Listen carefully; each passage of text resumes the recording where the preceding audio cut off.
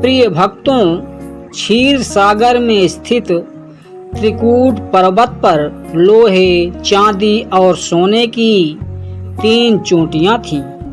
उन चोटियों के बीच एक विशाल जंगल था जिसमें फलों से लदे पेड़ भरे थे। उस जंगल में गजेंद्र नामक हाथी अपनी असंख्य पत्नियों के साथ विहार करते अपनी प्यास बुझाने के लिए एक तालाब के पास पहुंचा।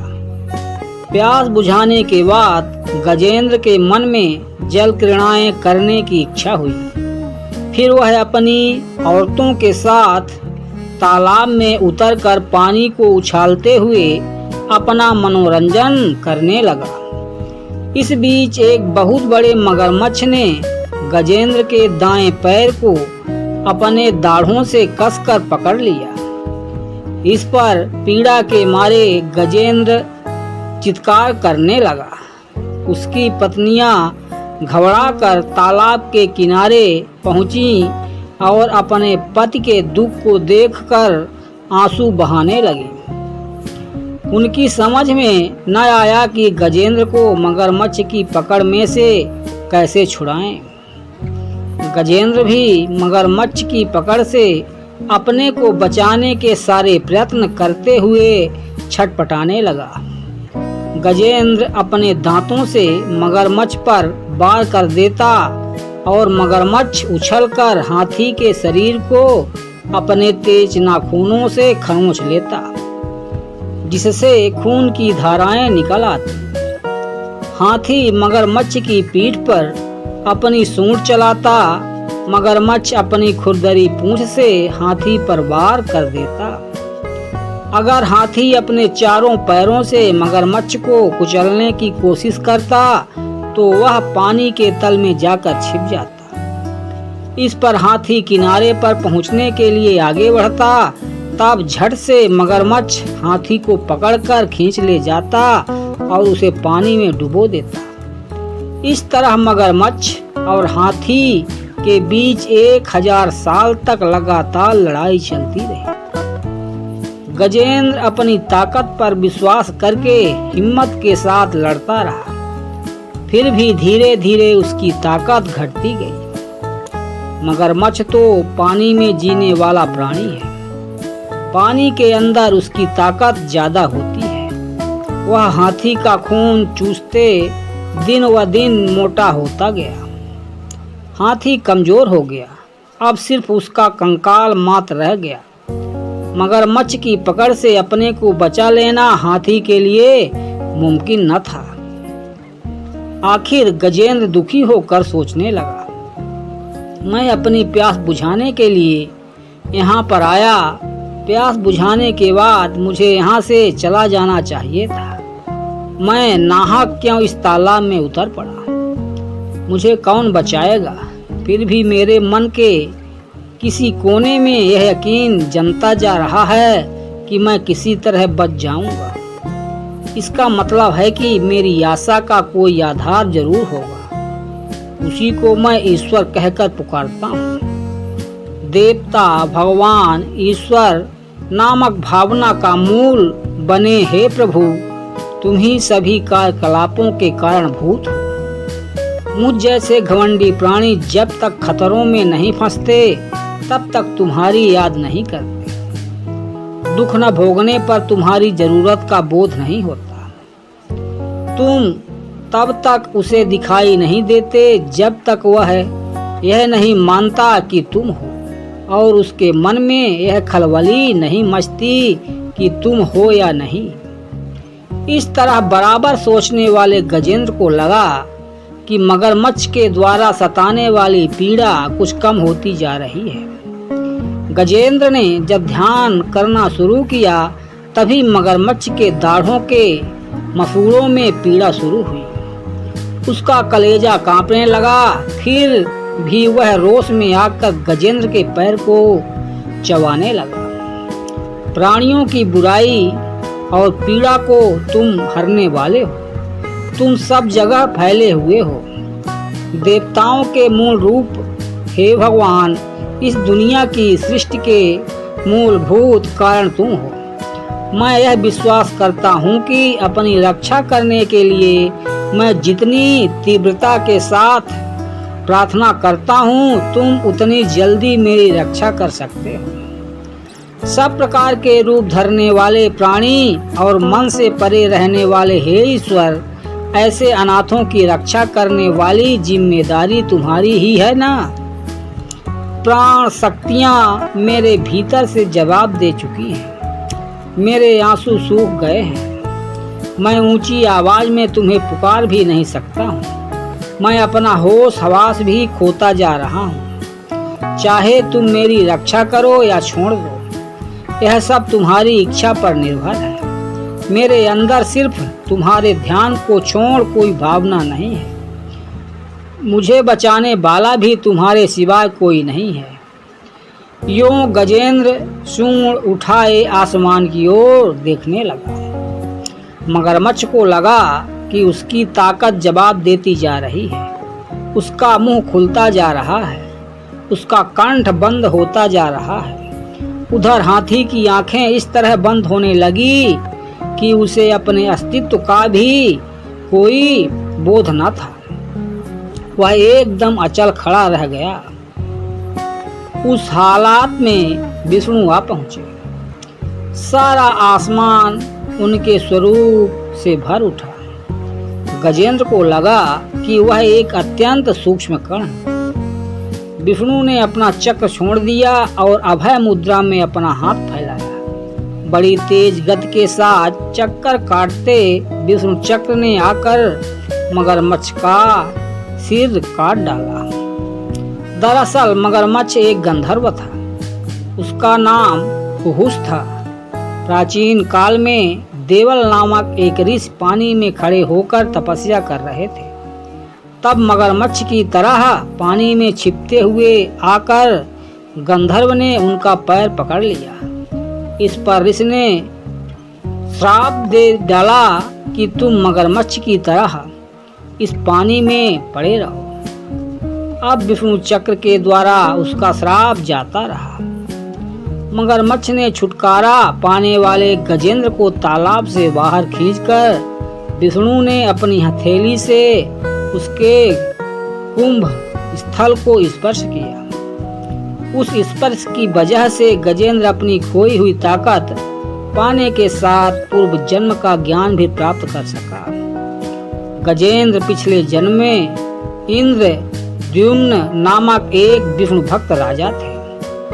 विष्णु के ध्यान में मग्न उस राजा ने एक बार ऋषि अगस्त के आगमन का ख्याल न किया। ऋषि ने क्रोध में आकर उसे श्राप दिया कि तुम अगले जन्म में हाथी बनकर पैदा होगे। उसी दिन गजेंद्र के रूप में पैदा होकर उसने मुक्ति प्राप्त की। गजेंद्र मोक्ष की कहानी नैमिषारण्य में पधारे हुए शौनक आदि मुनियों को सूत महर्षि ने सुनाई। मुनियों ने सूत महर्षि से कहा, मुनिवर, गजेंद्र मोक्ष की कहानी हमें तो सिर्फ एक हाथी की जैसी मालूम नहीं होती, बल्कि सारे प्राणी कोटि से संबंधित मालूम होती है। खासकर कई बंधनों और मुसीबतों में फंसकर तड़पने वाले मानव जीवन से संबंधित लगती है। इसके जवाब में सूत महर्षि बोले, हाँ, गजेंद्र मोक्ष की कहानी दुख से भरी हुई है। उसका वर्णन जो जिस रूप में चाहे कर सकता है। काल तो विष्णु के अधीन में है, इसलिए काल चक्र के परिभ्रमण में कई कठिनाइयां और समस्याएं हल होती जाती हैं। मुनियों ने पूछा, मुनिवर, गजेंद्र मोक्ष के आधार पर हमें यह मालूम होता है कि प्रत्येक कार्य का कारणभूत सर्वेश्वर विष्णु है। ऐसे महाविष्णु की कहानी पूर्ण रूप से सुनने की इच्छा हमारे मन में जाग रही है। हम आपके सामने बच्चों के समान हैं, इसलिए हम आपसे प्रार्थना करते हैं कि आप हमारी समझ में आने लायक सरल शैली में विष्णु कथा की सारी बातें समझा दें। आपने महर्षि व्यास के द्वारा समस्त पुराण, इतिहास और उनके मर्म को भी जान लिया है, इसलिए आप ही वे कहानियां सुनाकर हमको कृतार्थ कर सकते हैं। मुनियों की बातें सुनकर सूत मुनि खुश हुए और बोले, हाँ जरूर सुनाऊंगा। महर्षि व्यास ने विष्णु से संबंधित अनेक लीलावतारों की विशेषताओं को महाभागवत के रूप में रचा और अपने पुत्र शुक को सुनाया। विष्णु पुराण सुनकर भवसागर से तरने की इच्छा रखने वाले महाराजा परीक्षित को शुक्र महर्षि ने सुनाया। गजेंद्र की रक्षा करने के लिए प्रकट हुए विष्णु का अवतार आदि मूलावतार माना गया। भगवान विष्णु ने कई अवतार लिए। उनमें विकास की दशाओं के अनुसार दशावतार नाम से प्रसिद्ध 10 अवतार ज्यादा मुख्य हैं। नार का अर्थ नीर है। विष्णु जल के मूल हैं, इसलिए वे नारायण कहलाए। नारायण से ही नीर या जल का जन्म हुआ। जल से प्राणी पैदा हुए। विष्णु मछली के रूप में अवतरित हुए। दशावतारों में वही पहला मत्स्यावतार है। विष्णु जल से भरे नील मेघ के रंग के होते हैं। मेघ के अंदर जैसे बिजली छिपी हुई है, उसी प्रकार विष्णु श्याम तेजोमय है। उनके भीतर से उत्पन्न जल भी तेज से भरे रहकर गोरे रंग का प्रकाश बिखेरता रहता है। वही जल कारणोदक क्षीर सागर है। क्षीर सागर में अनंत रूपी काल शेषनाग के रूप में कुंडली मारे लेटा रहता है। शेषनाग के 1000 फण हैं। अनंत शेषनाग पर शेष साई के रूप में विष्णु लेटे रहते हैं। उनकी नाभि में से एक लंबे नाल के साथ एक पद्म ऊपर उठा। उसी पद्म से ब्रह्मा का उदय हुआ। ब्रह्मा ने सभी प्राणियों की सृष्टि की। अनंत काल युगों के रूप में चलता रहता है। कृत, त्रेता, द्वापर और कलियुग, इन चारों को मिलाकर एक महायुग होता है। 1000 महायुग मिलकर एक कल्प होता है। एक कल्प ब्रह्मा का एक दिन होता है। रात का वक्त इसमें शामिल नहीं है। दिन के समाप्त होते ही उन्हें नींद आ जाती है, वही कल्पांत है। उस वक्त चारों ओर गहरा अंधेरा छा जाता है। विष्णु से निकली संकर्षण की अग्नि सबको जला देती है। झंझावात चलने लगते हैं। तब भयंकर काले बादल हाथी की सूंडों जैसी जल धाराएं लगातार गिराने लगती हैं। महासमुद्र में आसमान को छूने वाला उफान होता है। भूवर और स्वर्ग लोग डूब जाते हैं। चारों तरफ जल को छोड़ कुछ दिखाई नहीं देता। यही ब्रह्मा के सोने की रात प्रलय काल है। यही कल्पांत का समय है। सत्यव्रत नामक राजर्षि नदी में नहाकर नारायण का ध्यान करके जब वे अर्थ देने को हुए, तब उनकी अंजलि में सोने के रंग की एक छोटी मछली आ गई। सत्यव्रत उस मछली को नदी में छोड़ने जा रहे थे। तब वह मछली बोल उठी, हे राजन, हमारी मछली की जाति अच्छी नहीं होती। छोटी मछलियों को बड़ी मछलियां खा जाती हैं। अगर उनसे बच भी जाएं, मछुआरे जाल फेंक कर पकड़ लेते हैं। इसलिए मैं आपकी शरण मांगने अंजल में आ गई।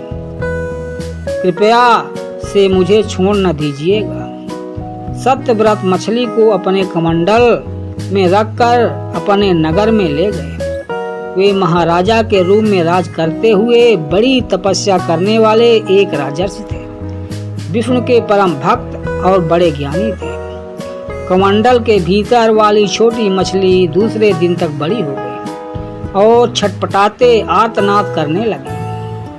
महाराज, मुझको कमंडल से निकालकर बड़ी जगह पहुंचा दीजिए। इस पर मछली को बड़े नाद में छोड़ दिया गया। वह थोड़ी ही देर में बहुत बड़ी हो गई। तब सत्यव्रत ने उसे एक तालाब में डाल दिया।